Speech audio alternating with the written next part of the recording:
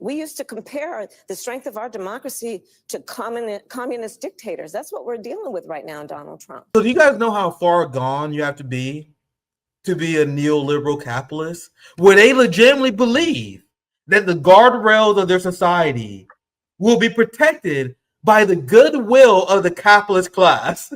Yeah, they're waiting for their trickle down.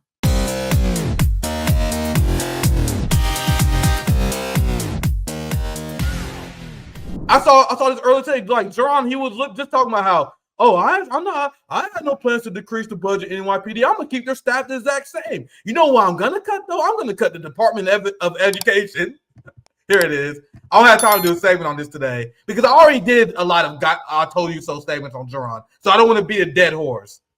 But do you guys think that this left is ready to fight what's coming?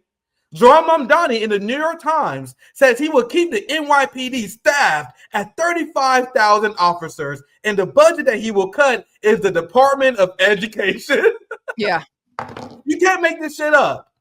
And what the first thing I said about the rise of Zohran Mamdani, where you can see whether he is a sellout or not, is how he treated the NYPD, and he's immediately folded on that. So do you guys think that this is the left that you guys need to cultivate to survive the unapologetic wave of xenofascism that is hitting the United States and the West right now? It is absolutely not. But anyway, let me get back to, because I want to get, speaking of ineffective leftists, I guess that's my best way I can pivot back. Yeah, where is this militant left that the right is so afraid of? Where are they? Haas? Is that you and Haas? Is it you? Like, who is this militant left? Mamdani? Like, he's the most left person in politics right now, unfortunately. Sarah, to highlight how deeply confused the average American is. She's pretty militant left. They don't even know who she is, thankfully. To highlight how deeply confused propagandized the average American is, Sarah, on one hand, leftists are soy boys, they call them. Soy boys, fucking weak beta males. Right, but they're terrified of Antifa. It's the same thing to do with Russia. We're going to get to that very soon. It's the same as Russia and China. It's the same exact thing. Russia is the paper tiger, says Donald Trump. But if we don't stop Russia, they're going to take over the entirety of Europe. Right. The same thing they say about the left. They say people on the left, they're beta male soy boys who are weak and they represent a weak version of masculinity. And then at the same time, at the same breath, they say, oh my God, we got to do something about these dangerous leftist men who's going to shoot up our school. Like, what the fuck? Not even trying to be intellectually principled, right? Well, that's actually a tenet of fascism. If people would actually like learn about the terms that they use, one of the main tenets is that you keep the enemy in an irrational state. The enemy is at the same time excessively weak and excessively strong. It's just a dialectic that they kind of employ. Sarah. So I'm gonna speed up because we're having fun. You guys know I can riff for Sarah all day. So let me move on to get to some more stories. Speaking of how they confuse people, I wish I can like pass a law that bans Americans from using the word communism or communist, because there's so much cringe going on with this start of the Kamala Harris 2028 campaign and her attempt to do PR for herself. She is so embarrassing and she's harming the party so much that you have party insiders leaking out against her.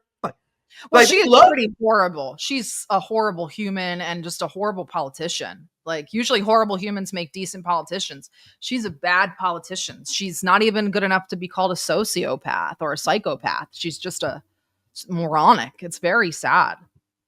Like, when you see that clip where Kamala Harris admits that she's a bigot who refused to pick a gay person to, like, that's someone, if you're a good politician, you will never put yourself in these kind of positions. You know what I mean? Like, she's a bad, like, painfully bad politician. Like, you can tell that she was meant to be a prosecutor. Like, she can't lie correctly. It's terrible.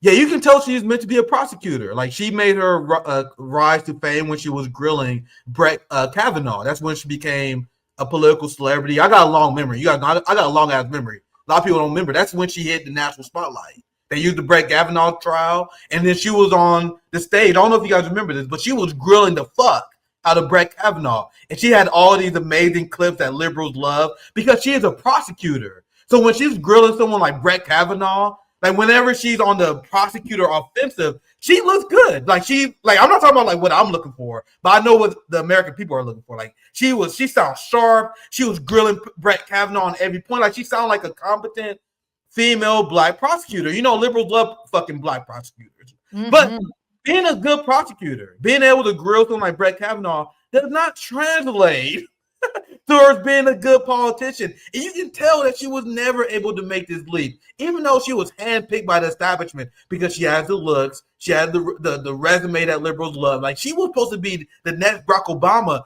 but she is so incompetent. She simply failed. And this is just another example because this clip that we posted on Hotspot went fucking crazy, bro. Like 15, Jesus Christ. Bro, the entirety of the left came together and dragged Kamala Harris after this clip that we posted on Hotspot. And I'm glad we did because if we didn't post this, Kamala Harris would have got away with this line. The same way that Zohran Mamdani would have gotten away with throwing the Palestinian resistance under the bus if I didn't clip him. I had a viral clip that spread everywhere.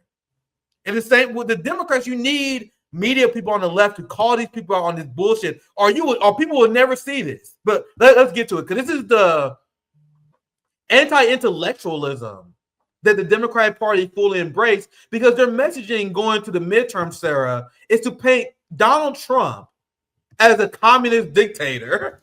A tyrant. We used to compare the strength of our democracy to communist dictators. That's what we're dealing with right now, Donald Trump. These titans of industry are not speaking Wait, what? Bro, what? What industry? Bro, what titans? Who does she want to speak up? Who's she talking about? These titans of, and she's like platitude princess. Like, what does this even mean? It's actually worse than that, Sarah. So do you guys know how far gone you have to be a neoliberal capitalist, where they legitimately believe that the guardrails of their society will be protected by the goodwill of the capitalist class? Yeah, they're waiting for their trickle down. That's what an anti-communist liberal like Kamala Harris truly believe. They don't believe in a people power economy where we own the means of production. She believed that the capitalist class owning the means of production is the best thing possible. And they need to speak up. Yeah, that she means the tech bros. Exactly that, Casey. I think that, she's from California. That's her, that's her. Yeah, let's play it again. Bread. That's what she means. Yeah. She expects the tech bros the tech bros don't have a party. Their party is power. What is she talking about?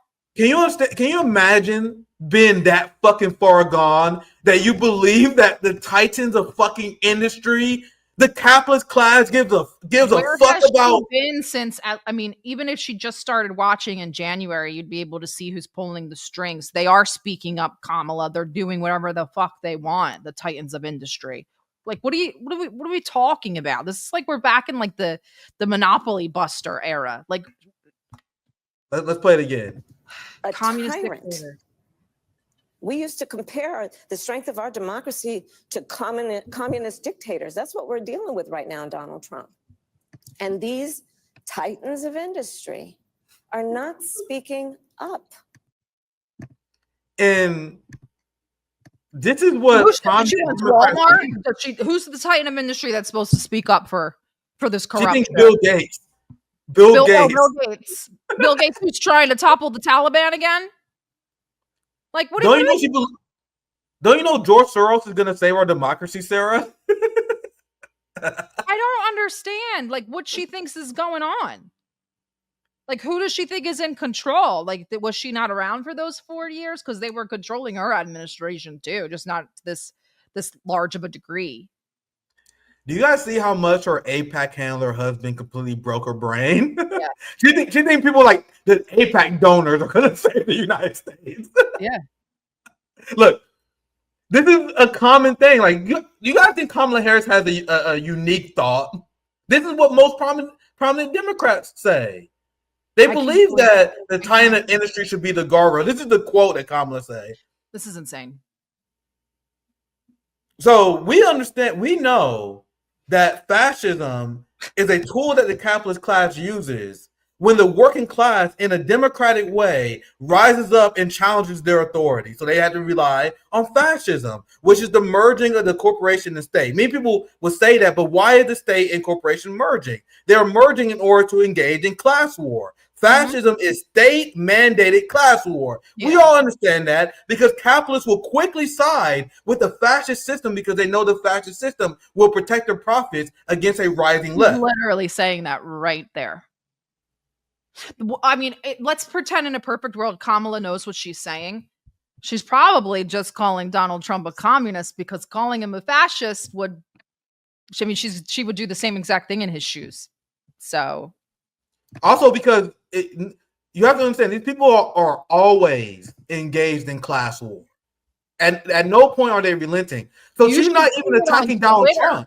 Go find the people that you know have money on Twitter. Go find the big streamers. What are they doing? Creating larger working class divide, creating more left-right, creating more anti-woke, whatever. None of it is about where we were before, where we were focusing on Zionist power in this country or the infiltration of our government or the fact that pedophiles kind of just run rampant. Well, now we have millionaire streamers telling us to worry about the black, brown people and Antifa, when before we were actually worried about like things that were real and happening. It's just, it's incredible. And that's what they're doing right now. And that's why your show is so great, because you keep hammering those topics home. That's exactly what's happening. The moneyed class is getting scared.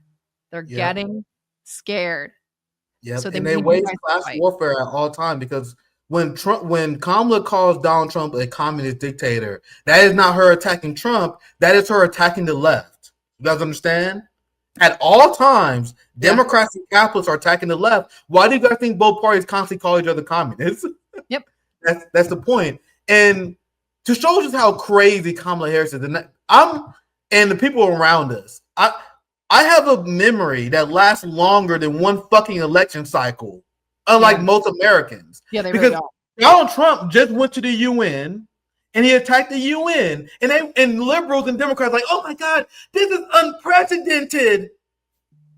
Bro, Biden and Kamala Harris called UNRWA a terrorist organization in order to justify starving Palestinians to death. And Democrats are upset because of what Trump said about the UN. And now Democrats are calling Donald Trump, and I don't disagree with them, but they are pretending that he's uniquely fascist, uniquely against free speech. But who set the precedent for what Donald Trump is doing right now? I know the text on here is very small as it transitioned in a stream here, but during the Biden administration, and I covered this, I did hotspots on this. You guys know that the Biden administration and Kamala Harris, they labeled anyone who is an anti-capitalist as a violent domestic extremist. That happened under the Biden administration. I'm reading in the middle, the second paragraph down. I know you guys can't see it. It's actually hard for me to see it as well when I tweet it, but here it is. Organizations who oppose all forms of capitalism, corporate globalization, and governing institutions. So according to the Democratic Party, if you oppose governing institutions like the CIA, the FBI, you're a violent domestic extremist. Yeah, there you go. They say if you oppose corporate globalization, if you want to read it, I tweeted this today. If you want to read it, I know you guys can't see it. You gotta take my word for it right now. I posted the whole thing. But they say if you oppose corporate globalization, you are a domestic terrorist? So I never buy the lesser two evils game, but there are people who are losing their fucking mind right now, saying, oh man, if only we vote for Kamala Harris.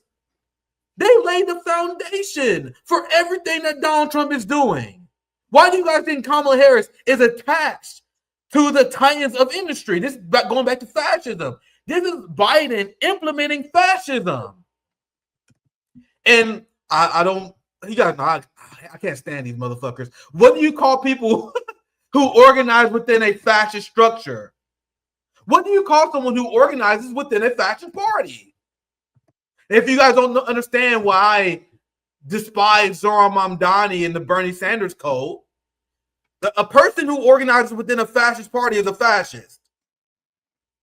If you're not getting it, this is what Joseph Stalin said. Social democracy is objectively the moderate wing of fascism. Nick, how can you say that?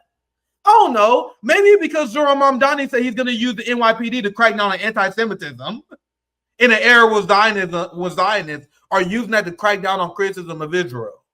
You voted for Kamala Harris, Zohran did, and I'm on you. I have nothing against Zohran. I'm only using him because he's the hot topic of the day. But Zohran Mamdani voted for Kamala Harris. Zohran Mamdani voted for someone who was willing to label his own ideology. Zohran Mamdani is a self-reported socialist. I say self-reported for a reason. He claims he is. So you claim you're a socialist, but you voted for a party? You voted for a person who's willing to put anti-capitalists on a domestic terrorist list? Meanwhile, if you look at TYT, if you look at the Vanguard, if you look at the Democratic media plantation, the Bernie media industrial complex, they are asking none of these goddamn questions. They told you to vote blue, and they're going to tell you to vote blue in the midterms too. But I need to stop getting weaves here. This is more than just a Kamala roast. Like in her book, she explained casually that maybe the racism in my party cost us the election because she reflected on why she didn't have a Palestinian speak at the DNC. You had Palestinians that was willing to endorse Kamala Harris, despite the fact that she was slaughtering their family. The biggest cucks in the universe were the Palestine for Kamala people. They was pathetic. They was embarrassing. But the Democrats still didn't let them speak at the DNC. And Kamala, she says that she didn't do that because she was worried about an eruption of violence. Like she said, she was worried that there would be massive protests and an eruption of violence like during the Vietnam War if they allowed Palestinians to speak at the DNC. Oh. So wow. Zohran voted for this, guys. So when you guys say you're anti-racist, do you mean it? If you vote for the Democratic Party, how can you say you're anti-racist? Because this is one of the most racist shit I've ever seen. You wouldn't even allow Palestinians to speak for you at the DNC. Then she admitted, like, man, we kind of fucked up there. And she also releasing all these statements where she is bravely coming out and admitting, Sarah, that me, Kamala Harris, I am a politician. I show amazing courage and bravery, but only in private. My public position is I'm a coward. According to Kamala Harris, she was raising concerns about Biden and her support for genocide behind the scenes. Look, in her book, she was concerned with Biden's move supporting Israel. She said, I still supported security for Israel. I believe that Israel had the right to respond to her on October 7th, but she was upset because Biden didn't have the proper empathy. And she admits that this issue cost her the election, which it did, 100%. She writes in her post-election surveys, found Biden voters in 2020 who declined to back her cited ending Israel's violence in Gaza as their leading reason. So that's what Kamala Harris openly admitted, and she said she was warning these people. So her position is that she's very brave in private, but a coward in public. Here's the last thing I'm just quickly going through the story so we can get to Ukraine, Sarah. Then the last thing supposed to be the opposite, by the way. Like, aren't you supposed to be brave in public and then you can be vulnerable and a coward in private? You would think, but American politics is the exact opposite, where we are supposed to praise someone for saying, I know I didn't stand on business publicly, but deep down inside, I was very concerned. Yeah, I was thinking about it though. Democrats do that all the time. Thinking it though. It's like that. He told me to shut the fuck up, and I shut the fuck up. But when he walk away, I be talking again. Like exactly that. So ridiculous. Yeah. I need to speed up because we gotta get to all right. I just got a few more receipts to share, but feel free to chime in. Feel free to chime in anytime, Sarah. Here's where I'll just quickly read this. Harris acknowledges that she was frustrated with left-wing Gaza protesters And this is how you know that she is like obsessed with liberal blue check Twitter, because she's saying the same thing that the average blue check shit lib says. She says, why are they protesting me? You know, the person currently in power. Why weren't they protesting at Trump rallies? I wonder. That's what Kamala says. Just showing how deeply out of touch. And I said at the beginning of this segment, that's why I'm sorry I'm going a little bit long on this. Kamala 2028 is already shaping up to be peak comedy. You guys see? My God. We're only one book tour in. We're only one interview in, and she's already giving us gold. She's going to lose them the midterms, and they're pretty much they were pretty much a shoo-in. She's going to lose them the midterms. Why do you guys think the Democrat Party is begging? They're like, Kamala, stop! What are you doing? Like, Kamala was winning the Democratic Party primary polls, the early polls, because Democratic normies are horrible. So they're like, man, I still like Kamala. Now she's just taking her entire political career. Even Democrat insiders like, man, this shit is embarrassing. What are you doing? You're not supposed to say this kind of shit. You know what I mean? But I want to wrap it. I want to share one more thing, though. I'll share this. Ahead. Actually, I got to be careful here. Now I think about it, because I don't know if I can share this. This Jimmy Kimmel. I think Jimmy Kimmel pulls everyone in place. Actually, in hindsight, I might skip this. I read the quote because I gotta be careful, but you gotta know YouTube is looking for any reason to pull my shit. Yeah, I've been pulled when they're actually, it's really interesting what's happening.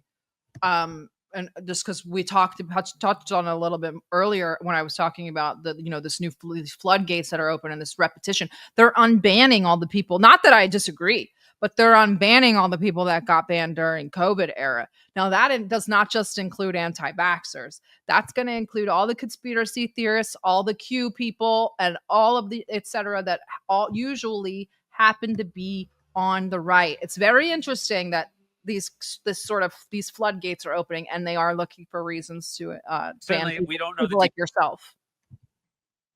Yeah, I'm actually gonna read this quote. I'm actually gonna move on because I don't want to get our channel in trouble. Cause I remember right as I put this up, I remember I had a video taken down for roasting Stephen Colbert before, so I gotta be careful.